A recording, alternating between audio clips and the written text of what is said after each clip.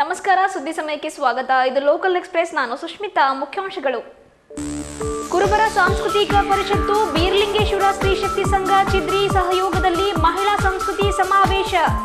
ಜಿಲ್ಲೆಯಲ್ಲಿ ವಾಹನ ದಟ್ಟಣೆಯ ಕಡಿಮೆ ಮಾಡುವ ಪ್ರಯತ್ನ ಐಜಿಪಿ ಆಲೋಕ್ ಕುಮಾರ್ ವಹಿಸಿದ ನೇತೃತ್ವ.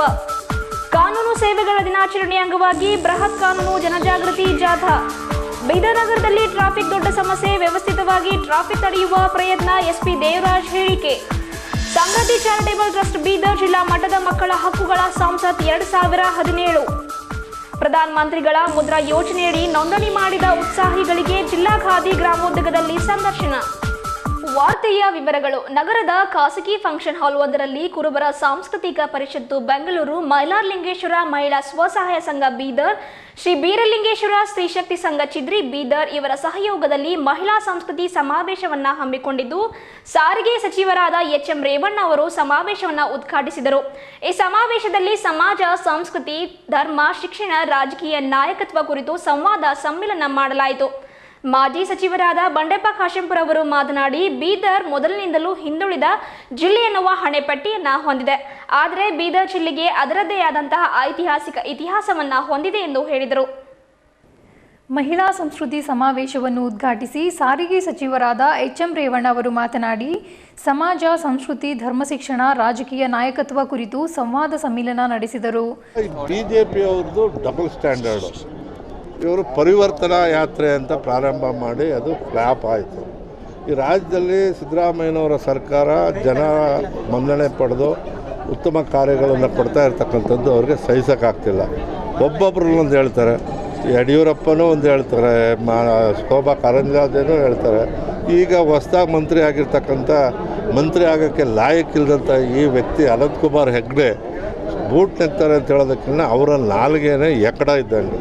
ಅವ್ರು ಯೋಚನೆ ಮಾಡಬೇಕು. ಕೇಂದ್ರದ ಒಬ್ಬ ಮಂತ್ರಿ ಜನಸಾಮಾನ್ಯರ ಮನಸ್ಸಿನಲ್ಲಿ ಉಳಿಬೇಕಾದ್ರೆ ಜನೋಪರಿತನಲ್ಲಿ ಕಾರ್ಯಕ್ರಮಗಳ ಬಗ್ಗೆ ಮಾತಾಡಲಿ, ಕೇಂದ್ರ ಮಾಡಿರೋ ಸರ್ಕಾರದ ಕೆಲಸಗಳ ಬಗ್ಗೆ ಮಾತಾಡಲಿ, ಅಥವಾ ಸಿದ್ದರಾಮಯ್ಯನವರ ಕಾರ್ಯಕ್ರಮದಲ್ಲಿ ವ್ಯತ್ಯಾಸಗಳಿದ್ದರೆ ಕನ್ನಡದಲ್ಲಿ ಬೇಕಾದಷ್ಟು ಭಾಷೆ ಇದೆ. ಜೆ.ಎಚ್. ಪಾಟೀಲರು ಉಪಯೋಗಿಸ್ತಿದ್ದ ಭಾಷೆಗಳನ್ನು ಅದು ಸ್ವಲ್ಪ ತೆಗೆದು ನೋಡಲಿ. ಭಾಳಷ್ಟು ಜನ ಪಾರ್ಲಿಮೆಂಟೇರಿಯನ್ಸ್ ಈ ರಾಜ್ಯದಲ್ಲಿ ಬಂದೋಗಿದ್ದಾರೆ.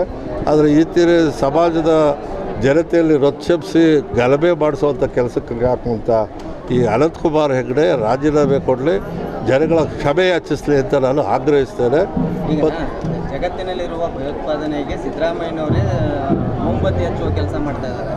ಕೇಳಿದ್ನಲ್ಲಪ್ಪ, ಅವರೇ ಏನು ಬೇಕಾದರೂ ಹೇಳ್ತೀನಿ. ಅನಂತ್ ಕುಮಾರ್ ಹೆಗ್ಡೆ ಸಾರ್ವಜನಿಕವಾದಂಥ ಒಳ್ಳೆ ಸ್ಟೇಟ್ಮೆಂಟ್ ಮಾಡಿರೋದನ್ನು ನೀವು ಉತ್ತರ ಕನ್ನಡ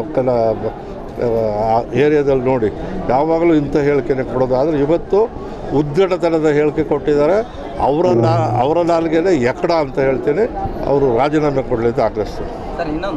ಮಾಜಿ ಸಚಿವರಾದ ಬಂಡೆಪ್ಪ ಕಾಶೆಂಪುರ ಅವರು ಮಾತನಾಡಿ, ಬೀದರ್ ಜಿಲ್ಲೆ ತನ್ನದೇ ಆದಂತಹ ಇತಿಹಾಸ ಹೊಂದಿದೆ ಮತ್ತು ಹಲವು ಐತಿಹಾಸಿಕ ತಾಣಗಳನ್ನೊಳಗೊಂಡಿದ್ದು, ಇದರಲ್ಲಿ ಕೋಟೆಯಂತೂ ಪ್ರಸಿದ್ಧಿ ಪಡೆದ ತಾಣವಾಗಿದೆ. ಹಿಂದುಳಿದ ಜಿಲ್ಲೆ ಎಂದೇ ಹಣೆಪಟ್ಟಿ ಹೊಂದಿದ ಬೀದರ್ ಜಿಲ್ಲೆಯು ಈಗ ಹಲವು ಅಭಿವೃದ್ಧಿಗಳಿಂದ ಮುಂದುವರಿಯುತ್ತಿದೆ ಎಂದು ಹೇಳಿದರು. ಈ ಸಂದರ್ಭದಲ್ಲಿ ಜಿಲ್ಲಾ ಪಂಚಾಯತ್ ಅಧ್ಯಕ್ಷರಾದ ಭಾರತ್ಭಾಯ್ ಮಲ್ಲಿನಾಥ್ ಶರಿಕಾರ್, ಸಮಾಜದ ಹಿರಿಯ ನಾಯಕರಾದ ಅಮೃತರಾವ್ ಚಿಮ್ಕೋಡೆ, ಮುರಳೀಧರ್ ಯಕಲಾರ್ಕರ್, ಬೆಂಗಳೂರು ಮಹಾಮಂಡಳ ಅಧ್ಯಕ್ಷರಾದ ಪಂಡಿತರಾವ್ ಚಿದ್ರಿ, ಸಮಾಜದ ಹಿರಿಯ ನಾಯಕರಾದ ಮಲ್ಲಿಕಾರ್ಜುನ್ ಬಿರಾದರ್, ಬೆಂಗಳೂರಿನ ಚಿಕ್ಕಣ್ಣ, ಜಿಲ್ಲಾ ಪಂಚಾಯತ್ ಬೀದರ್ ಸದಸ್ಯರಾದ ಗೀತಾ ಚಿದ್ರಿ, ನಿರ್ಮಲಾ ಮಾನ್ಗೋಪಾಳೆ ಹಾಗೂ ಜಿಲ್ಲಾ ಗೊಂಡ ನೌಕರರ ಸಂಘ ಕಾನೂನು ಸಲಹೆಗಾರರಾದ ಎಚ್.ಎಸ್. ಕಟಗಿ, ಜಿಲ್ಲಾ ಗೊಂಡ ನೌಕರರ ಸಂಘದ ಅಧ್ಯಕ್ಷರಾದ ಬಸವರಾಜ್ ಮಾಳ್ಕೆ, ದೆಹಲಿ ಸುದ್ದಿ ಕನ್ನಡ ದಿನಪತ್ರಿಕೆ ಸಂಪಾದಕರಾದ ಮಾಳಪ್ಪ ಅಡಸಾಲೆ ಸೇರಿದಂತೆ ಹಲವು ಗಣ್ಯರು, ಮುಖಂಡರು ಸಮಾವೇಶದಲ್ಲಿ ಪಾಲ್ಗೊಂಡಿದ್ದರು. ಬೀದರ್ ಅದರದೇ ಆದಂತ ಯಾವ ತರ ಇಡೀ ರಾಜ್ಯಕ್ಕೆ ಕನಕದಾಸರಿದಾರ, ನಮ್ಮ ಬೀದರ್ಗೆ ಬೊಮ್ಮಗೊಂಡೇಶ್ವರ. ಇಲ್ಲಿ ಒಂದು ದೊಡ್ಡ ಕಿಲ್ಲ ಇದೆ, ಫೋರ್ಟ್. ಆ ಫೋರ್ಟು ಅದು ದೊಡ್ಡ ಇತಿಹಾಸ ಇದೆ.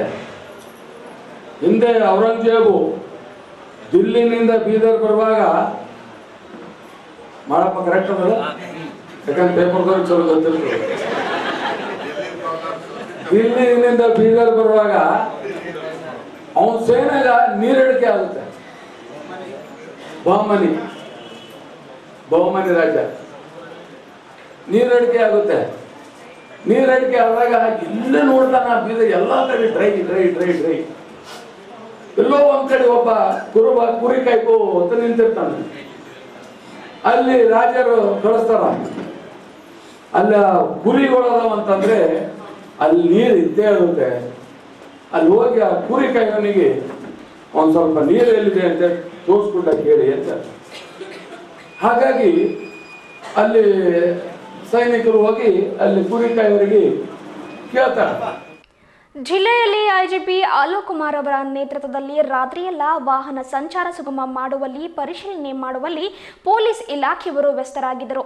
ಹೆಲ್ಮೆಟ್ ಇಲ್ಲದೆ ವಾಹನ ಚಲಾಯಿಸುವವರಿಗೆ, ಕುಡಿದು ವಾಹನ ಚಲಾಯಿಸುವವರಿಗೆ, ಒಂದೇ ವಾಹನದ ಮೇಲೆ 3 ಜನ ಸಂಚರಿಸುವವರಿಗೆ ಹಿಡಿದು ಪರಿಶೀಲನೆಯನ್ನು ನಡೆಸಿ ದಂಡ ಹೂಡಿದರು. ಆದಷ್ಟು ಜಿಲ್ಲೆಯಲ್ಲಿ ಟ್ರಾಫಿಕ್ ಮುಕ್ತ ಜಿಲ್ಲೆ ಮಾಡುವುದೇ ಐಜಿಪಿ ಅವರ ಉದ್ದೇಶವಾಗಿದೆ. ಜಿಲ್ಲೆಯಲ್ಲಿ ಆದಷ್ಟು ವಾಹನ ಸಂಚಾರ ಸುಗಮ ಮಾಡುವಲ್ಲಿ ಪ್ರಯತ್ನಿಸುತ್ತಿದ್ದೇನೆ. ಅದರಲ್ಲೂ ಸೀಟ್ ಬೆಲ್ಟ್ ಇಲ್ಲದೆ ಕುಡಿದು ವಾಹನ ಚಲಾಯಿಸುವವರಿಗೆ, ಹೆಲ್ಮೆಟ್ ಇಲ್ಲದವರಿಗೆ ಹಿಡಿದು ದಂಡ ವಿಧಿಸಿ ವಾಹನವನ್ನು ಜಪ್ತಿ ಮಾಡಿದ್ದೇವೆ ಎಂದು ಹೇಳಿದರು. ಜಿಲ್ಲೆಯಲ್ಲಿ ರಾತ್ರಿ ಇಡೀ ಐಜಿಪಿ ಅಲೋಕ್ ಕುಮಾರ್ ಅವರು ಎಸ್ಪಿ ಹಾಗೂ ಹೆಚ್ಚುವರಿ ಪೊಲೀಸ್ ಅಧಿಕಾರಿಗಳ ಹಾಗೂ ಜಿಲ್ಲೆಯ ಪೊಲೀಸ್ ಇಲಾಖೆಗಳ ಸಹಯೋಗದಲ್ಲಿ ವಾಹನ ಸಂಚಾರ ಸುಗಮಗೊಳಿಸುವ ಮತ್ತು ಟ್ರಾಫಿಕ್ ಮುಕ್ತ ಜಿಲ್ಲೆಯಾಗಿ ಮಾಡುವಲ್ಲಿ ತೊಡಗಿದ್ದಾರೆ. ಎಲ್ಲ ಸಂಚಾರಿಗಳನ್ನು ಗಂಭೀರವಾಗಿ ಪರಿಶೀಲಿಸಿ ಹೆಲ್ಮೆಟ್ ಮತ್ತು ಸೀಟ್ ಬೆಲ್ಟ್ ಧರಿಸದ ಹಾಗೂ ಕುಡಿದು ವಾಹನ ಚಲಾಯಿಸುವವರನ್ನು ಹಿಡಿದು ಅಂತವರ ವಾಹನಗಳನ್ನು ಜಪ್ತಿ ಮಾಡಿ ದಂಡ ವಿಧಿಸಿ ಟ್ರಾಫಿಕ್ ಬಗ್ಗೆ ಆಗುವ ಅನಾಹುತಗಳ ಬಗ್ಗೆ ಜಾಗೃತಿಯನ್ನು ಮೂಡಿಸಿದರು. ಐಜಿಪಿ ಅಲೋಕ್ ಕುಮಾರ್ ಅವರು ಮಾತನಾಡಿ, ಜಿಲ್ಲೆಯಲ್ಲಿ ವಾಹನ ಸಂಚಾರವನ್ನು ಉದ್ದೇಶಿಸಿ ಗಂಭೀರವಾಗಿ ಕಾರ್ಯಾಚರಣೆ ಮಾಡುತ್ತಿದ್ದೇವೆ. ಕಡ್ಡಾಯವಾಗಿ ಸೀಟ್ ಬೆಲ್ಟ್ ಧರಿಸಿ, ಹೆಲ್ಮೆಟ್ ಧರಿಸಿ ವಾಹನ ನಡೆಸುವುದಾಗಿ ಒತ್ತು ನೀಡುತ್ತಿದ್ದೇವೆ. ಸೀಟ್ ಬೆಲ್ಟ್ ಧರಿಸದ, ಹೆಲ್ಮೆಟ್ ಇಲ್ಲದ, ಅದರಲ್ಲೂ ಕುಡಿದು ವಾಹನ ಚಲಾಯಿಸುವ ಚಾಲಕರನ್ನು ಹಿಡಿದು ವಾಹನವನ್ನು ಜಪ್ತಿ ಮಾಡಿ ದಂಡ ವಿಧಿಸುತ್ತಿದ್ದೇವೆ. ದಂಡ ವಿಧಿಸುವ ಉದ್ದೇಶ ಜನರಲ್ಲಿ ಟ್ರಾಫಿಕ್ ಕುರಿತು ಮತ್ತು ತನ್ನನ್ನು ತಾನು ರಕ್ಷಿಸಿಕೊಳ್ಳುವ ಕುರಿತು ಜಾಗೃತಿ ಮೂಡಿಸುವ ಉದ್ದೇಶವಾಗಿದೆ ಎಂದು ಹೇಳಿದರು. ನಮ್ಮ ಎಸ್ ಪಿ ಬೀದರ್ ನೇತೃತ್ವದಲ್ಲಿ ಕಾರ್ಯಾಚರಣೆ ನಡೀತಾ ಇದೆ. ಅಭಿವೃದ್ಧಿಗೆ ಒಂದೊಂದಾಗಿ ನಾವು ಟ್ರಾಫಿಕ್ ವೈಲೇಷನ್ ಸಲುವಾಗಿ ಫೈನ್ ಹಾಕ್ತೀವಿ. ಆನಂತರ ಅದು ಸುಗಮ ಸಂಚಾರ ಸಲುವಾಗಿ ಪಾರ್ಕಿಂಗ್ ಏನಿದೆ ಅದು ಆಡ್ ಈವನ್ ಪಾರ್ಕಿಂಗ್ ಆಗಲಿ ಅಥವಾ ಸೈಡ್ ಏನಿದೆ ಕರೆಕ್ಟಾಗಿ ಪಾರ್ಕಿಂಗ್ ಮಾಡೋದು ಆಗಲಿ ಮತ್ತು ಲೈನ್ಗಿನ ಹಾಕೋದು ಆಗಲಿ, ಅದರ ಜೊತೆಗೆ ಅದು ಟ್ರಿಪಲ್ ರೈಡಿಂಗ್ ಮತ್ತು ವಿದೌಟ್ ಹೆಲ್ಮೆಟ್ ಡ್ರೈವಿಂಗ್, ಈಗ ಆಟೋನವರು ಕೂಡ ವಿದೌಟ್ ಇನ್ಫಾರ್ಮ್ ಎಲ್ಲ ಮಾಡ್ತಾರೆ. ಬೇರೆ ಬೇರೆ ಯಾವ್ಯಾವುದು ವೈಲೇಷನ್ ಡಿಫೆಕ್ಟಿವ್ ನಂಬರ್ ಪ್ಲೇಟ್ ಇರುತ್ತೆ. ಇದು ಎಲ್ಲ ಸಲುವಾಗಿ ಇದು ಕಾರ್ಯಾಚರಣೆಯಿಂದ ಈಗ ನಾವು ಅಟ್ಲೀಸ್ಟ್ ಇದಕ್ಕೆ ಬೇರೆ ಬೇರೆ ಟೈಮ್ ಮಾಡ್ತೀವಿ. ಆದರೆ ನಾನು ಎಸ್ ಪಿ ಬೀದರ್ ಅವರಿಗೆ ಹೇಳಿದ್ದೇನೆ, ಅವರು ಮುಂದೆ ಈಗ ಇವತ್ತು 17ನೇ ತಾರೀಕು ಇಡೀ ತಿಂಗಳ ಏನಿದೆ ಇದು ಡ್ರೈವ್ ಏನಿದೆ ಇದು ಸಾಯಂಕಾಲ ಮತ್ತು ಯಾವ ಬೇರೆ ಟೈಮ್ ಸಿಕ್ಕರೆ ಅದೇ ಸಾಯಂಕಾಲ ಕಡ್ಡಾಯವಾಗಿ ಇದಕ್ಕೆ ಒಂದು 6 ಗಂಟೆಯಿಂದ 9 ಗಂಟೆವರೆಗೆ ಕಡ್ಡಾಯವಾಗಿ ಡ್ರೈವ್ ಇದಕ್ಕೆ ನಡೆಸಬೇಕು. ಮತ್ತು ನಾವು ನಮ್ಮ ರೇಂಜಲ್ಲಿ ಬೇರೆ ಕಡೆ ಡ್ರೈವ್ ನಾವು ನಡೆಸ್ತೀವಿ. ಟ್ರಾಫಿಕ್ ಇದಕ್ಕೆ ಎಲ್ಲರಿಗೆ ಸಂಬಂಧಪಟ್ಟ ವಿಷಯ, ಎಲ್ಲ ಸಾರ್ವಜನಿಕರಿಗೆ ಸಂಬಂಧ ಬರುತ್ತೆ. ನಾವು ಬೀದರ್ ಊರಿನವರು ಆಗಲಿ ಅಥವಾ ಬೇರೆ ಊರಿನವರು ಆಗಲಿ ಅವರಿಗೆ ಒಳ್ಳೆಯ ಒಂದು ಸುಗಮ ಸಂಚಾರ ಮತ್ತು ಸುರಕ್ಷಿತ ಸಂಚಾರ ನಾವು ಕೊಡಬೇಕು. ಮತ್ತು ಈ ಹೆಲ್ಮೆಟ್ ವಿಷಯ ಏನಿದೆ, ಯಾರು ಹಳ್ಳಿಗಳಲ್ಲಿ ಹೋಗ್ತಾರೆ ಅವ್ರಿಗೆ ಭಾಳಷ್ಟು ಕೇಸ್ನಲ್ಲಿ ಬೀದರ್ ಜಿಲ್ಲೆ ಆಗಲಿ, ಕಲಬುರಗಿ ಜಿಲ್ಲೆ ಆಗಲಿ ಅಥವಾ ಯಾದಗಿರಿ ಜಿಲ್ಲೆ ಆಗಲಿ ಅಪಘಾತದಲ್ಲಿ ಸಾಯೋದು ಮತ್ತು ಅವರಿಗೆ ಗಂಭೀರ ಗಾಯ ಆಗೋದು ಸಂಖ್ಯೆ ಭಾಳ ಜಾಸ್ತಿ ಆಗಿದೆ. ಆದರೆ ಜನರು ಅಷ್ಟು ಅರ್ಥ ಮಾಡ್ಕೊಳ್ಳೋದಿಲ್ಲ. ಅವರು ತಿಳ್ಕೊಳ್ತಾರೆ ಇದು ಸುಮ್ಮನೆ ಫೈನ್ ಹಾಕೋದು ಅಷ್ಟು ವಿಷಯ. ಫೈನ್ ಹಾಕೋದು ಅದು ನಮಗೆ ಏನು ಸಂತಸ ಬರಲ್ಲ. ಆದರೆ ನಮ್ಮ ಉದ್ದೇಶ ಇದೆ ಅವ್ರದ್ದು ಜೀವ ಏನಿದೆ ಅದನ್ನು ನಾವು ಕಾಪಾಡಬೇಕು. ಮತ್ತು ಅವ್ರಿಗೆ ಒಂದು ನಾವು ತಿಳುವಳಿಕೆ ನಾವು ನೀಡ್ತೀವಿ. ಅವರು ಏನಿದೆ ಫೈನ್ ಕೊಡೋದು ಅದೇ ನಮ್ಮ ಪ್ರಕಾರ ಸಾಮಾಜಿಕ ಹೆಲ್ಮೆಟ್ ಹಾಕ್ಬೋದು. ಯಾಕೆಂದರೆ ಇದು ಬ್ರೈನ್ಗೆ ಡ್ಯಾಮೇಜ್ ಆಗಿದ್ದರೆ ಸಾಯೋದು ಚಾನ್ಸ್ ಇದಕ್ಕೆ ಜಾಸ್ತಿ ಆಗುತ್ತೆ. ನಾವು ನೋಡ್ತೀವಿ ನಮ್ಮ ಬೀದರ್ ಜಿಲ್ಲೆಯಲ್ಲಿ ಕೂಡ ಇದು ದಿನಾಲು 1-2 ಆಕ್ಸಿಡೆಂಟ್ ಇದು ಆಗ್ತಾ ಇದೆ. ಸೊ ಅದಕ್ಕಾಗಿ ನಾವು ಒಂದು ಸುರಕ್ಷಿತ ಸಂಚಾರ ಸಲುವಾಗಿ ಕೂಡ ನಾವು ನೋಡ್ತಾ ಇದ್ದೇವೆ. ಸೀಟ್ ಬೆಲ್ಟ್ ಹಾಕಲಿಕ್ಕೆ ನಾವು ಹೇಳ್ತಾ ಇದ್ದೀವಿ. ಪೊಲೀಸ್ ವರಿಷ್ಠಾಧಿಕಾರಿಗಳಾದ ದೇವರಾಜ್ ಡಿ ಅವರು ಮಾತನಾಡಿ, ನಾನು ಜಿಲ್ಲೆಯಲ್ಲಿ ಅಧಿಕಾರಕ್ಕೆ ಬಂದ 3 ತಿಂಗಳಲ್ಲಿ ಪರಿಶೀಲಿಸಿದಾಗ ವಾಹನ ಚಾಲಕರಿಗೆ ಸರಿಯಾಗಿ ಸೀಟ್ ಬೆಲ್ಟ್ ಕೂಡ ಧರಿಸಲು ಬರುವುದಿಲ್ಲ. ಇದು ಬಹಳ ವಿಷಾದನೀಯ ಸಂಗತಿಯಾಗಿದೆ ಎಂದು ಹೇಳುತ್ತಾ, ಎಸ್ಪಿ ಆಗಿ ನಾನು ಕಾನೂನು ಪಾಲನೆ ಗೌರವ ಮಾಡುವವರಿಗೆ ಒಳ್ಳೆಯ ರೀತಿಯಲ್ಲಿ ಸಂಪರ್ಕಿಸುತ್ತೇನೆ, ಅದೇ ಕಾನೂನು ವಿರುದ್ಧ ಹೋದವರಿಗೆ ದಂಡಿಸುತ್ತೇನೆ ಎಂದು ಹೇಳಿದರು. ಈ ಸಂದರ್ಭದಲ್ಲಿ ಹೆಚ್ಚುವರಿ ಪೊಲೀಸ್ ವರಿಷ್ಠಾಧಿಕಾರಿ ಶ್ರೀ ಹರಿಬಾಬು ಸೇರಿದಂತೆ ಇಲಾಖೆಯ ಹಲವು ಅಧಿಕಾರಿಗಳು ಉಪಸ್ಥಿತರಿದ್ದರು.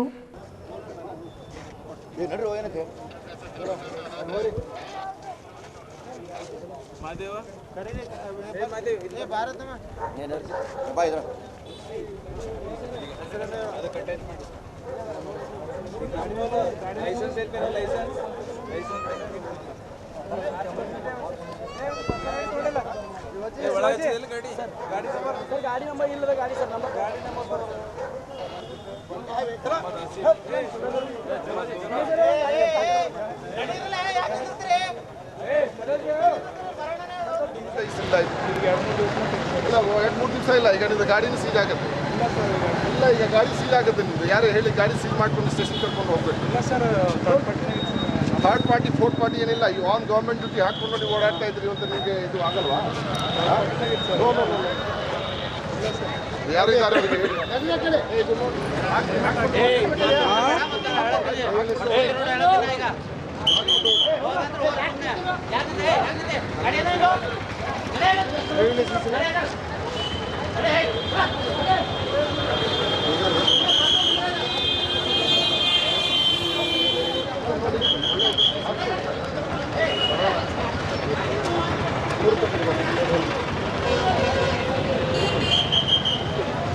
This drive vivatagidalla sir, this is a good drive, but people are having one doubt ki this is for revenue, this will last for 1 or 2 days and then it will be gone. So what will you convey to the people of Bidar, a message for the people of Bidar? ನೋಡಿ, revenue ಕಲೆಕ್ಷನ್ಗೆ ನಾವು traffic enforcement ಮಾಡೋ ಅವಶ್ಯಕತೆ ಇಲ್ಲ. ನಾವು ಏನು collect ಮಾಡ್ತೀವಿ ಅದು revenue meagre. ನಮ್ಮ ಎಕ್ಸ್ಚೆಕರಲ್ಲಿ ನಮ್ಮದು ಬಹಳ ಮುಖ್ಯವಾದ ಉದ್ದೇಶ ಏನು ಅಂದರೆ, ಬೀದರ್ ನಗರದಲ್ಲಿ ಟ್ರಾಫಿಕ್ ಅವೇರ್ನೆಸ್ಸು ಭಾಳ ಕಡಿಮೆ ಇದೆ. ಎಷ್ಟೋ ಜನಕ್ಕೆ ನೀವು ನೋಡ್ತಾ ಇದ್ದೀರಿ, ನಾನು ಬಂದ ಒಂದು 3 ತಿಂಗಳಿಂದ ನೋಡ್ತಾ ಇದ್ದೀವಿ, ಎಷ್ಟೋ ಜನಕ್ಕೆ ಕ್ರಾಸ್ ಬೆಲ್ಟ್ ಹಾಕ್ಕೊಳ್ಳೋದಕ್ಕೂ ಬರ್ತಾಯಿಲ್ಲ. ಭಾಳ ನೋವಿನ ಸಂಗತಿ ಇಲ್ಲಿ. ಇವತ್ತು ನಮ್ಮ IG ಸಾಹೇಬರೆಲ್ಲ ನಮ್ಮ ಜೊತೆ ಇದ್ದರು, ನಮ್ಮ ಎಲ್ಲ ನನ್ನ ಕಿರಿಯ ಅಧಿಕಾರಿಗಳ ಸಹೋದ್ಯೋಗಿಗಳೆಲ್ಲ ಇದ್ದರು.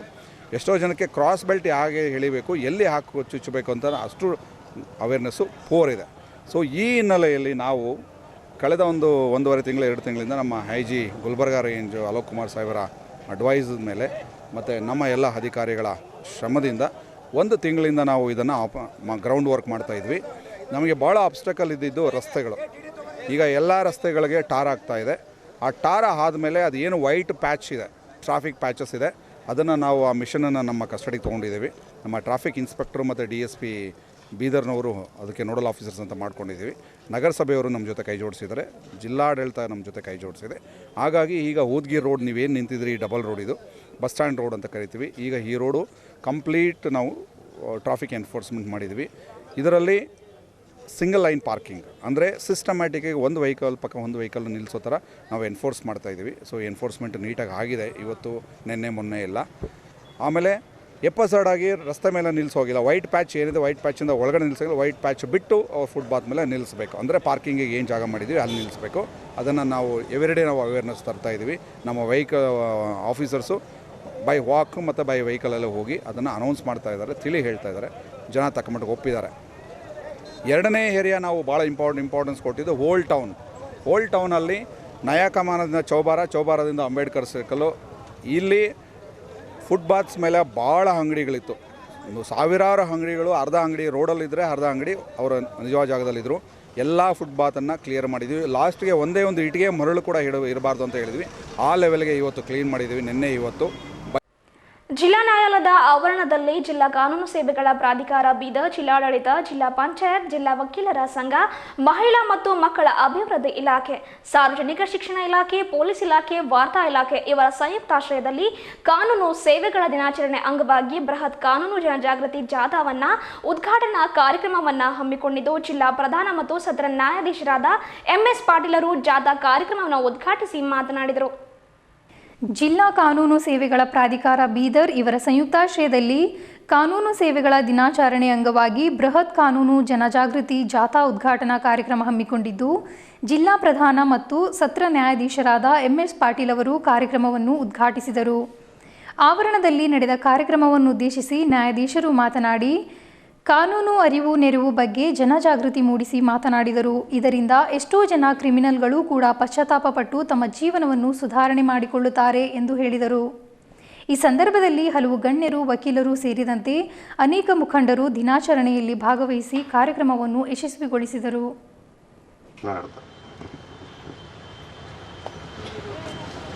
ಇಲ್ಲಿ ಸೇರಿರುವಂಥ ಎಲ್ಲ ಗಣ್ಯಮಾನ್ಯರೇ, ಆತ್ಮೀಯ ಮುದ್ದು ಮಕ್ಕಳೇ ಮತ್ತು ಬೋಧಕ ವೃಂದದವರೇ.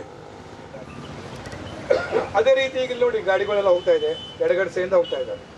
ಆಮೇಲೆ ಪೊಲೀಸರು ಹಾಕಬೇಕು ಅಂದರೆ ಯಾರು ಎಡಗಡೆಸೆಯಿಂದ ಹೋಗುವುದಿಲ್ಲೋ, ಯಾರು ಆ ರೂಲ್ಸ್ ಆ ನಿಯಮವನ್ನು ಯಾರು ತಪ್ಪಿಸ್ತಾರೋ ಅವ್ರು ಹಿಡಿದು ಅವ್ರಿಗೆ ಶಿಕ್ಷೆ ಮತ್ತು ಅವ್ರು ದಂಡ ಹಾಕಿಸೋದು ಪೊಲೀಸರು.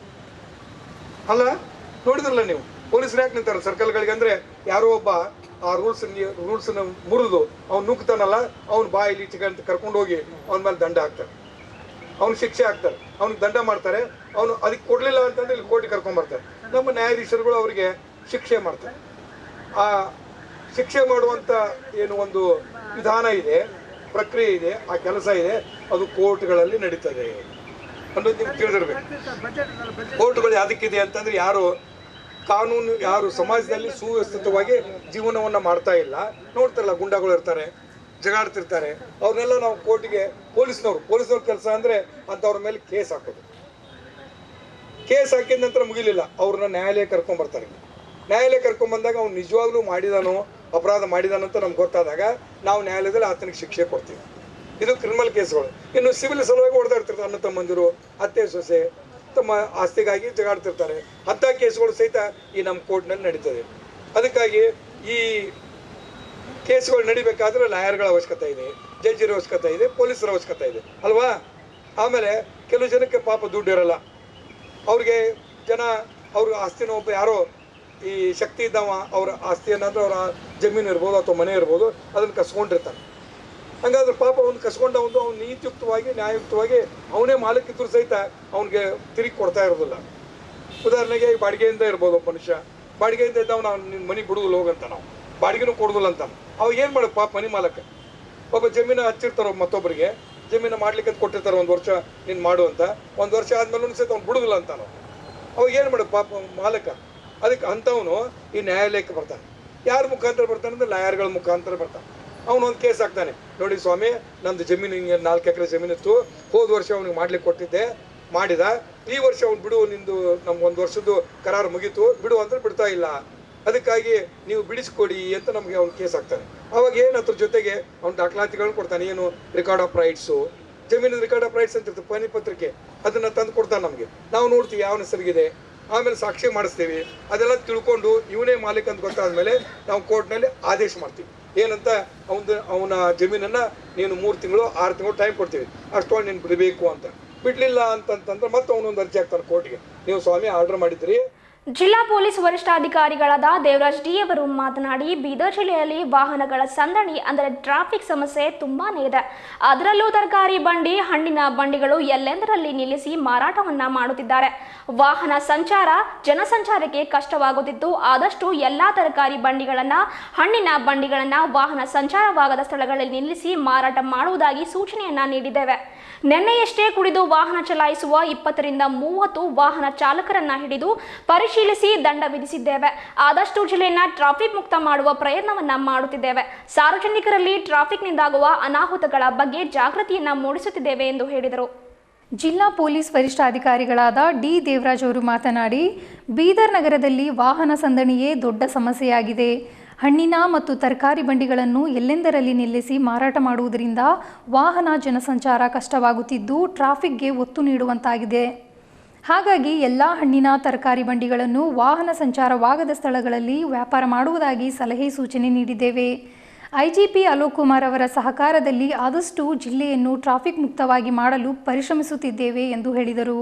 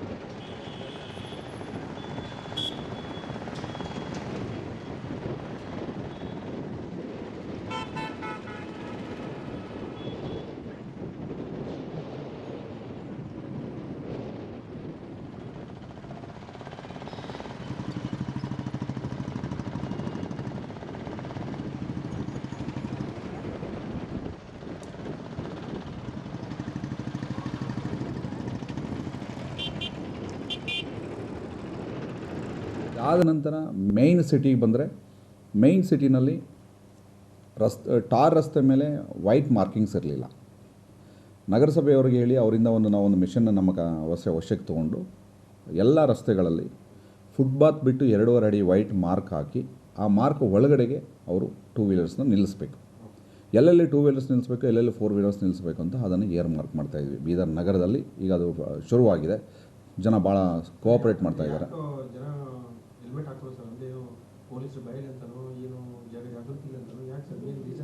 ಹೆಲ್ಮೆಟ್ ಹಾಕದೇ ಇರೋದಾ? ಇಲ್ಲ, ಹೆಲ್ಮೆಟ್ ಹಾಕದೇ ಇರೋದಂದ್ರೆ ಕ್ಯಾಶುವಲ್ ಅಷ್ಟೇ. ಅವರು ಏನಾಗುತ್ತೆ, ನಮ್ಮ ಜನಗಳ ಮೈಂಡ್ ಸೆಟ್ ಆಗಿದೆ ಅಂದರೆ ಕೆಲವು ವಿಚಾರಗಳು ನಾವು ಲಾ ಎನ್ಫೋರ್ಸ್ಮೆಂಟ್ ಏಜೆನ್ಸಿ ಎನ್ಫೋರ್ಸ್ ಮಾಡಬೇಕು. ಈಗ ಮಾಡ್ತಾರೆ. ಹೆಲ್ಮೆಟ್ ಎಲ್ಲಿದೆ ಅಂದರೆ ಮನೇಲಿ ಬಿಟ್ಟು ಬಂದಿದ್ದೀವಿ, ಅದು ಯಾಕೆ ಹಾಕಲಿಲ್ಲ ಅಂದ್ರೆ ನಾಳೆಯಿಂದ ಹಾಕ್ತೀವಿ ಅಂತಾರೆ. ಸೊ ನಾಳೆ ಹಾಕೋದಿಲ್ಲ. ನಾವೇನು ಮಾಡೋದು, ಅವ್ರನ್ನ ಹಾಗೆ ಬಿಟ್ಟರೆ ನಾಳೆ ಹಾಕೋದು. ಅವ್ರಿಗೊಂದು 100 ರೂಪಾಯಿ ಫೈನ್ ಹಾಕಿ ಅವ್ರಿಗೆ ತಿಳುವಳಿಕೆ ಮಾಡಿ ಹೇಳಿ ಕಳಿಸಿದ್ದೀವಿ. ನಿನ್ನೆ ಕೆಲವರಿಗೆಲ್ಲ ಡ್ರಂಕ್ ಆ್ಯಂಡ್ ಡ್ರೈವ್ ಒಂದು 25 ಜನ ಸಿಕ್ಕಿದ್ದಾರೆ. ಸೊ ಹೀಗಾಗಿ ಸ್ವಲ್ಪ ಜನಕ್ಕೆ ಅವೇರ್ನೆಸ್ ಬರ್ತದೆ. ನಾಳೆ ಫಾಲೋ ಮಾಡ್ತಾರೆ. ಇಲ್ಲ ಪೊಲೀಸರು ಹಿಡಿತಾರೇನೋ ಭಯಕರ ಆಗ್ತದೆ. ಹೆಡ್ ಇಂಜುರೀಸ್ ಮಿನಿಮೈಸ್ ಆಗುತ್ತೆ, ಡೆತ್ಸ್ ಕಡಿಮೆ ಆಗುತ್ತೆ. ಇದೊಂದಾಗಿದೆ. ಬೀದರ್ ನಗರದಲ್ಲಿ ಟ್ರಾಫಿಕ್ಗೆ ಇನ್ನೊಂದು ಭಾಳ ದೊಡ್ಡ ಸಮಸ್ಯೆ ಇದ್ದಿದ್ದು ಹಾಕರ್ಸ್. ತರಕಾರಿ, ಹಣ್ಣು ಮಾರೋ ಬಂಡಿಗಳು ಎಲ್ಲಂದರಲ್ಲಿ ನಿಲ್ಲಿಸಿ ಆ ಟ್ರಾಫಿಕ್ ಅಬ್ಸ್ಟ್ರಕ್ಷನ್ ಮಾಡೋರು. ಆಮೇಲೆ ರೋಡ್ ಸೈಡ್ ಪಾರ್ಕಿಂಗ್ ಜಾಗದಲ್ಲೆಲ್ಲ ನಿಂತ್ಕೊಂಡು 2 ವೀಲರ್ಸ್ ಪಾರ್ಕಿಂಗ್ ಬಿಡ್ತಾ ಇರಲಿಲ್ಲ ಅವರು. ಅವ್ರಿಗೆಲ್ಲನೂ ತೆಗೆದು ನಯಾ ಕಮಾನು ರೈಟು ಮತ್ತು ಲೆಫ್ಟ್ ಸೈಡಲ್ಲಿ 1 ಎಕರೆ ಜಮೀನಿದೆ. ಆ 1 ಎಕರದಲ್ಲಿ ರೈಟ್ ಸೈಡ್ಗೆ ತರಕಾರಿ ಮಾರ್ಕೆಟ್ ಮಾಡಿದ್ದೀವಿ, ಲೆಫ್ಟ್ ಸೈಡ್ಗೆ ಹಣ್ಣಿನ ಅಂಗಡಿ ಮಾಡಿದ್ದೀವಿ. ಅದನ್ನು ಇವತ್ತು ನಗರಸಭೆಯವರು ಅದಕ್ಕೆಲ್ಲ ಸ್ವಲ್ಪ ಲೈಟ್ಸ್ ವ್ಯವಸ್ಥೆ ಎಲ್ಲ ಮಾಡಿ, ಸೊ ಬೀದರ್ ನಗರದಲ್ಲಿ ಒಂದು ಡೆಡಿಕೇಟೆಡ್ ಹಣ್ಣಿನ ಮಾರ್ಕೆಟು, ಒಂದು ತರಕಾರಿ ಮಾರ್ಕೆಟ್, ಇಲ್ಲಿ ಬಿಟ್ಟು ಬೇರೆ ಎಲ್ಲೂ ಹಣ್ಣಂಗಡಿ ಆಗಲಿ ತರಕಾರಿ ಅಂಗಡಿ ಆಗಲಿ ನಿಲ್ಲಿಸಬಾರ್ದು ಅಂತ ನಾವು ಎನ್ಫೋರ್ಸ್ ಮಾಡಿದ್ದೀವಿ. ನಿನ್ನೆವರೆಗೂ ಭಾಳ ಚೆನ್ನಾಗಿದೆ.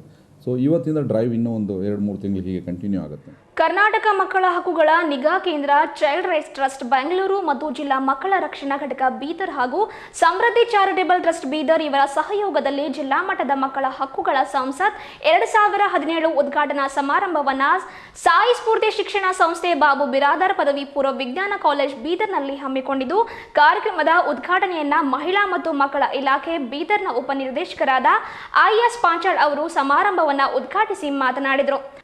ಮಕ್ಕಳೊಂದಿಗೆ ಸ್ನೇಹಿಯ ಸಂಪರ್ಕವಿದ್ದರೆ ಅವರ ಸಮಸ್ಯೆಗಳನ್ನು ತಿಳಿದುಕೊಂಡು ಪರಿಹರಿಸಬಹುದಾಗಿದೆ ಎಂದು ಹೇಳಿದರು.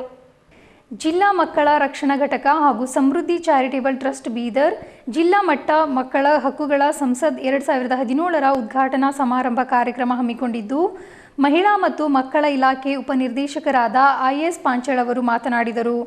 ಮಕ್ಕಳೊಂದಿಗೆ ಸ್ನೇಹಿಯ ಸಂಪರ್ಕದಿಂದ ಬೆರೆತು ಅವರಲ್ಲಿರುವ ಸಮಸ್ಯೆಗಳನ್ನು ತಿಳಿದುಕೊಂಡು ಪರಿಹರಿಸಬಹುದು.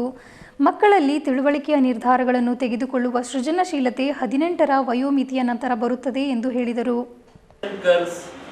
ಪ್ರಾಯಪೂರ್ವ ಬಾಲಕಿಯರ ಸಮಸ್ಯೆಗಳು ಏನು, ಅವರಲ್ಲಿ ಬರ್ತಕ್ಕಂಥ ಏನು ಸಮಸ್ಯೆಗಳಿದೆ, ಅದ್ರ ಬಗ್ಗೆ ನಾವು ವಿವರವಾಗಿ ಚರ್ಚೆ ಮಾಡಬೇಕಾಗಿದೆ. ಆ ಚರ್ಚೆಯನ್ನು ನಾವು ನಮ್ಮ ಜಿಲ್ಲೆ ಬೀದರ್ ಜಿಲ್ಲೆಯ ಚರ್ಚೆಯನ್ನು ನಾವು ಬೆಂಗಳೂರಲ್ಲಿ ಮುಟ್ಟಿಸುವಂಥ ವ್ಯವಸ್ಥೆ ಆಗಬೇಕಾಗಿರೋದ್ರಿಂದ ಈಗಾಗಲೇ ನಿಮ್ಗೆ ಒಳ್ಳೆಯ ಒಂದು ಕವಿತೆ ಓದಿ ತೋರಿಸಿದ್ರೆ ನಿಮ್ಗೆ ಬೇಷರತ್ತಿದೆ ಅಂದರೆ ಯು ಆರ್ ನಾಟ್ ರಿಸ್ಟ್ರಿಕ್ಟೆಡ್, ನಿಮ್ಗೆ ಯಾವುದಕ್ಕೂ ರಿಸ್ಟ್ರಿಕ್ಷನ್ ಇಲ್ಲ ಅಂತ ಚರ್ಚೆ ಮಾಡಲಿಕ್ಕೆ ಓಪನ್ ಆಗಿ ನೀವು ಚರ್ಚೆ ಮಾಡಬೇಕಂತ ಇದು ಆಗಿರೋದ್ರಿಂದ ದಯಮಾಡಿ ನಿಮ್ಮ ಅನಿಸಿಕೆಗಳೆಲ್ಲ, ಬಿಕಾಸ್ ದಿಸ್ ಏಜ್ ಇದು ಏನು 11 to 18 ಏಜ್ ಗ್ರೂಪ್ ಏನಿದೆ, ಇದರಲ್ಲಿ ನಿಮ್ಮಲ್ಲಿ ಆಗ್ತಕ್ಕಂಥ ಬದಲಾವಣೆಗಳಿದೆ. ನಮ್ಮ ಶಾರೀರಿಕ ಬದಲಾವಣೆಗಳು, ಬೌದ್ಧಿಕವಾಗಿ ಬದಲಾವಣೆ ಇರಬಹುದು. ಇದರ ಬದಲಾವಣೆಯನ್ನು ನಾವು ಸ್ವಲ್ಪ ಗಮನವಿಟ್ಟು ಎಚ್ಚರಿಕೆಯಿಂದ ಇದ್ದಾಗ ಮಾತ್ರ ನಾವು ಈ ವಯಸ್ಸನ್ನು ದಾಟಿದಾಗ ಆಫ್ಟರ್ 18 ಇಯರ್ಸ್ ನಿಮಗೆಲ್ಲ ಮ್ಯಾಚುರಿಟಿ ಬರ್ತದೆ. ಅದು ಇದೆ, ಆರೋಗ್ಯಕರವಾಗಿಯೇ ಇದೆ. ಅದು ಆ್ಯಕ್ಚುಲಿ ಇದು ಮದುವೆಯಾಗಿ ಅದಕ್ಕೆ ಬಾಲ್ಯ ವಿವಾಹ ಯಾಕಂತ ಬೇಡ ಅಂತ ಹೇಳ್ತೀವಿ. ಆಫ್ಟರ್ 18 ಇಯರ್ಸ್ ಆ್ಯಂಡ್ 21 ಇಯರ್ಸ್ ಅಂದರೆ ಅದು ಮ್ಯಾಚುರಿಟಿ ಪೀರಿಯಡ್ ಬರ್ತದೆ. ನಿಮ್ಮ ದೈಹಿಕವಾಗಿ ನಿಮ್ಮ ಅಂಗಾಂಗಗಳೆಲ್ಲ ಸದೃಢರಾಗ್ತಾ ಆ ದೃಷ್ಟಿ ಇಟ್ಕೊಂಡು ಈ 18 ಇಯರ್ಸ್ ಅಂತ ಮೆಡಿಕಲಿ ಪ್ರೂವ್ ಆಗಿರೋದ್ರಿಂದ 18 ಇಯರ್ಸ್ ಮದುವೆ, ಆಫ್ಟರ್ 18 ಇಯರ್ಸ್ ಮದುವೆ ಮಾಡಬೇಕಂತ ಇರೋದ್ರಿಂದ.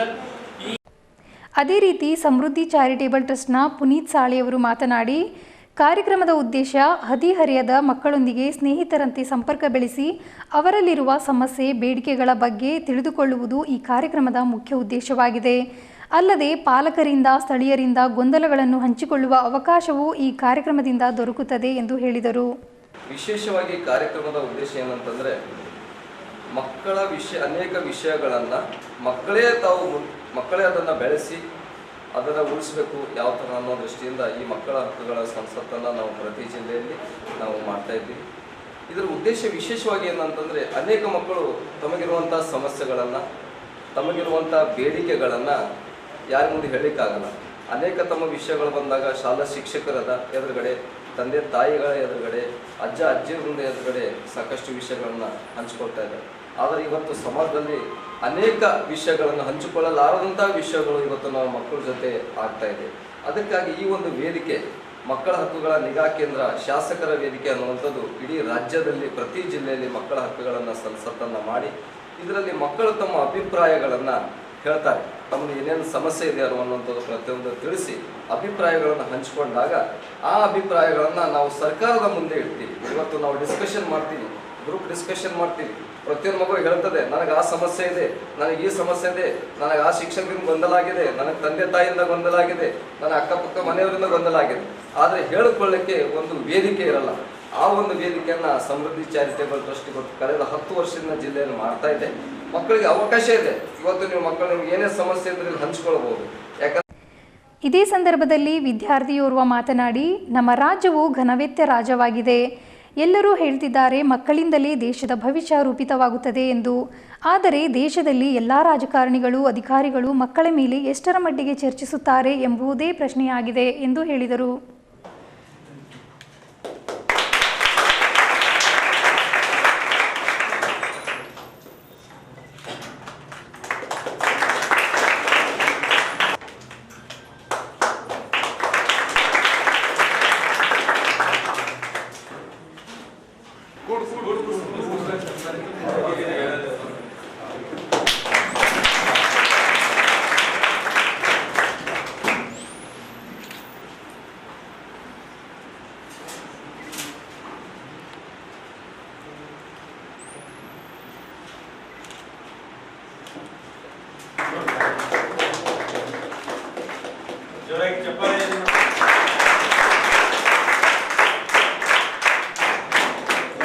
ಕರ್ನಾಟಕ ರಾಜ್ಯವು ಘನವೆತ್ತ ರಾಜ್ಯವಾಗಿದೆ.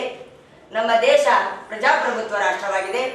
ಇಲ್ಲಿ ಮಕ್ಕಳ ನಮ್ಮ ಕರ್ನಾಟಕ ರಾಜ್ಯದಲ್ಲಿ ವಿಧಾನಸಭೆ ಮತ್ತು ವಿಧಾನ ಪರಿಷತ್ತು ಎಂಬ ನಮ್ಮ ರಾಜ್ಯ ಮಟ್ಟದ ಒಂದು ಯಾವುದೇ ನಮ್ಮ ಜಿಲ್ಲೆಯಲ್ಲಾಗಲಿ ನಮ್ಮ ತಾಲೂಕಿನಲ್ಲಾಗಲಿ ಕಟ್ಟಡದ ವ್ಯವಸ್ಥೆ, ರಸ್ತೆ ಸಾರಿಗೆ ವ್ಯವಸ್ಥೆ, ಒಳಚರಂಡಿಗಳ ಕೆಲಸ, ಯಾವುದೇ ಒಂದು ವಿಷಯವನ್ನು ವಿಧಾನಸೌಧ ಮತ್ತು ವಿಧಾನ ಪರಿಷತ್ತಿನಲ್ಲಿ ನಮ್ಮ ರಾಜಕಾರಣಿಗಳು ಚರ್ಚಿಸುತ್ತಿದ್ದಾರೆ.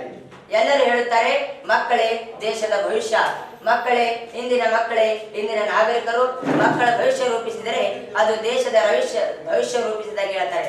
ಆದರೆ ನಮ್ಮ ರಾಜಕಾರಣಿಗಳು ಇಂದಿನವರೆಗೆ ಚಳಿಗಾಲದ ಅಧಿವೇಶನ ಬೆಳಗಾವಿನಲ್ಲಿ, ಬೇಸಿಗೆ ಕಾಲದ ಅಧಿವೇಶನ ಬೆಂಗಳೂರಿನಲ್ಲಿ ಆಯೋಜಿಸಿದ್ದಾರೆ. ಆದರೆ ಆ ಅಧಿವೇಶನದಲ್ಲಿ ಮಕ್ಕಳ ಬಗ್ಗೆ ಎಷ್ಟು ದಿವಸ, ಎಷ್ಟು ಗಂಟೆಗಳ ಕಾಲ, ಎಷ್ಟು ನಿಮಿಷಗಳ ಕಾಲ ನಮ್ಮ ರಾಜಕಾರಣಿಗಳು ಚರ್ಚಿಸುತ್ತಿದ್ದಾರೆ ಅನ್ನೋದು ನನ್ನ ಪ್ರಶ್ನೆ. ಜಿಲ್ಲಾ ಖಾದಿ ಗ್ರಾಮೋದ್ಯೋಗ ಅಧಿಕಾರಿಗಳು ಕರ್ನಾಟಕ ರಾಜ್ಯ ಖಾದಿ ಮತ್ತು ಗ್ರಾಮೋದ್ಯೋಗ ಮಂಡಳಿ ಬೀದರ್ನಲ್ಲಿ ಪ್ರಧಾನಮಂತ್ರಿಗಳ ಮುದ್ರಾ ಯೋಜನೆಯಡಿ ಉದ್ಯೋಗಕ್ಕಾಗಿ ನೋಂದಣಿ ಮಾಡಿದ ಅಭ್ಯರ್ಥಿಗಳ ಸಂದರ್ಶನ ಹಮ್ಮಿಕೊಂಡಿದ್ದು, ಯೋಜನಾ ನಿರ್ದೇಶಕರಾದ DRDA ಜಿಲ್ಲಾ ಪಂಚಾಯತ್ ಬೀದರ್ನ ರಾಮಕೃಷ್ಣ ಅವರು ಮಾತನಾಡಿ, ಸರ್ಕಾರದ ಮಾರ್ಗದರ್ಶನ ಮೇರೆಗೆ ಖಾದಿ ಗ್ರಾಮೋದ್ಯೋಗ ಮಂಡಳಿಯ ಅಧಿಕಾರಿಗಳು ಸೇರಿ ಪಾರದರ್ಶಕವಾಗಿ ಸಾಮರ್ಥ್ಯ, ಬೇಡಿಕೆ, ಅರ್ಹತೆಯನ್ನಾಧರಿಸಿ ಸ್ವ ಉದ್ಯೋಗಕ್ಕಾಗಿ ನೋಂದಣಿ ಮಾಡಿದ ಅಭ್ಯರ್ಥಿಗಳನ್ನು ಉತ್ಸಾಹಿಗಳನ್ನು ಸಂದರ್ಶನ ಮಾಡಿ ಶಿಫಾರಸು ಮಾಡಿ ಕಳುಹಿಸುತ್ತಿದ್ದೇವೆ ಎಂದು ಹೇಳಿದರು. ಜಿಲ್ಲಾ ಕಚೇರಿ ಕರ್ನಾಟಕ ರಾಜ್ಯ ಖಾದಿ ಮತ್ತು ಗ್ರಾಮೋದ್ಯೋಗ ಮಂಡಳಿ ಬೀದರ್ನಲ್ಲಿ ಪ್ರಧಾನಮಂತ್ರಿಗಳ ಮುದ್ರಾ ಯೋಜನೆಯಡಿ ಹಲವು ಉತ್ಸಾಹಿಗಳು ನೋಂದಣಿ ಮಾಡಿದ್ದು, ಅವರ ಸಂದರ್ಶನವನ್ನು ಸರ್ಕಾರದ ಮಾರ್ಗದರ್ಶನದ ಮೇರೆಗೆ ಇಲಾಖೆಯ ಅಧಿಕಾರಿಗಳು ಮಾಡಿದರು. ರಾಮಕೃಷ್ಣ ಯೋಜನಾ ನಿರ್ದೇಶಕ DRDA ಜಿಲ್ಲಾ ಪಂಚಾಯತ್ ಬೀದರ್ ಇವರು ನೋಂದಣಿ ಮಾಡಿದ ಅಭ್ಯರ್ಥಿಗಳಿಗೆ ಮತ್ತು ಉತ್ಸಾಹಿ ಯುವಕರಿಗೆ ಪ್ರಧಾನಮಂತ್ರಿ ಮುದ್ರಾ ಯೋಜನೆಯಡಿ ಸ್ವ ಉದ್ಯೋಗದಲ್ಲಿ ಸಬ್ಸಿಡಿ ತಡೆದು ಇಲ್ಲಿರುವ ಉದ್ಯೋಗ ಅವಶ್ಯಕತೆ ಉಳ್ಳವರಿಗೆ ಬೆಳೆಸುವ ಉದ್ದೇಶವುಳ್ಳ ಉತ್ಸಾಹಿಗಳಿಗೆ ಸರ್ಕಾರದ ಮಾರ್ಗದರ್ಶನದ ಮೇರೆಗೆ ಇಲಾಖೆಯ ಅಧಿಕಾರಿಗಳು ಸೇರಿ ಪಾರದರ್ಶಕವಾಗಿ ಜನರ ಸಾಮರ್ಥ್ಯ, ಬೇಡಿಕೆ ಮತ್ತು ಅರ್ಹತೆಯನ್ನು ಆಧರಿಸಿ ಶಿಫಾರಸು ಮಾಡಿ ಕಳುಹಿಸುತ್ತಿದ್ದೇವೆ ಎಂದು ಹೇಳಿದರು.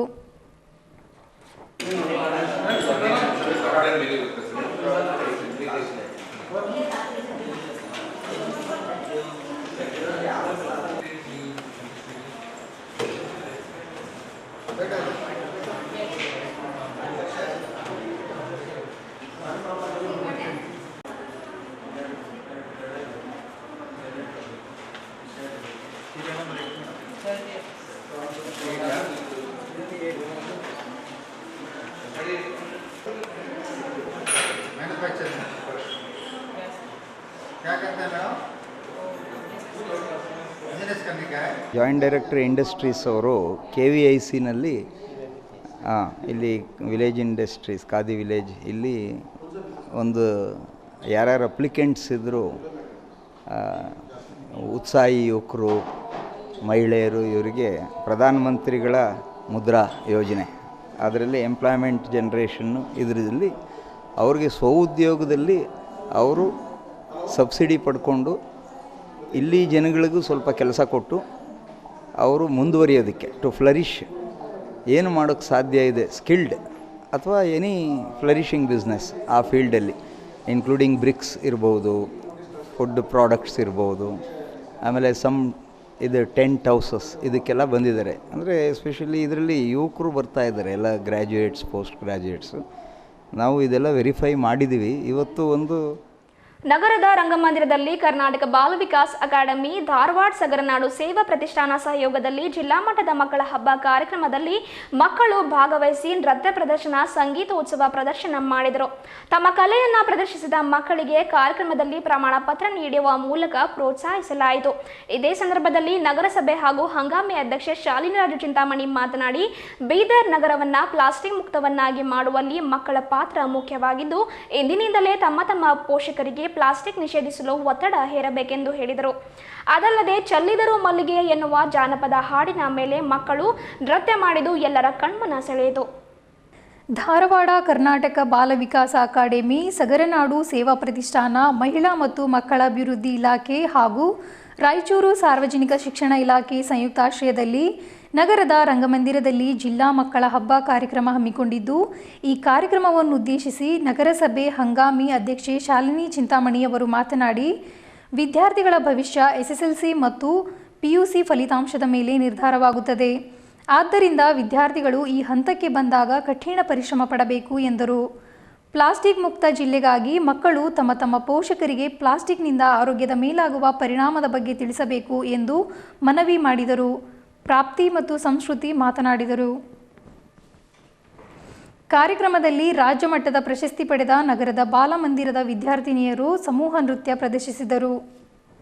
ಈ ಸಂದರ್ಭದಲ್ಲಿ ಕರ್ನಾಟಕ ಸಾಹಿತ್ಯ ಪರಿಷತ್ ಜಿಲ್ಲಾಧ್ಯಕ್ಷ ಸುರೇಶ್ ಚಂದ್ಶೆಟ್ಟಿ, ಮಕ್ಕಳ ಕಲ್ಯಾಣ ಸಮಿತಿ ಅಧ್ಯಕ್ಷೆ ಕವಿತಾ ಹುಷಾರೆ, ಜಿಲ್ಲಾ ಅನುಷ್ಠಾನ ಸಮಿತಿಯ ಸದಸ್ಯ ಶ್ಯಾಮರಾವ್ ನೆಲ್ವಾಡೆ, ಮಕ್ಕಳ ಹಬ್ಬ ಸಂಭ್ರಮದ ಸಂಚಾಲಕ ಪ್ರಕಾಶ್ ಅಂಗಡಿ ಕನ್ನಳ್ಳಿ, ವಿಜಯಕುಮಾರ್ ಸೋನಾರೆ, ವಿರೂಪಾಕ್ಷ ಗಾದಗಿ, BG ಪಾರ್ವತಿ ಸೋನಾರೆ ಹಾಗೂ ವಿವಿಧ ಶಾಲೆಯ ಮಕ್ಕಳು, ಪೋಷಕರು ಇದ್ದರು. ಈ ಕಾರ್ಯಕ್ರಮವನ್ನು ಶ್ರೀದೇವಿ ಹೂಗಾರ್ ಅವರು ನಿರೂಪಿಸಿ ವಂದಿಸಿದರು.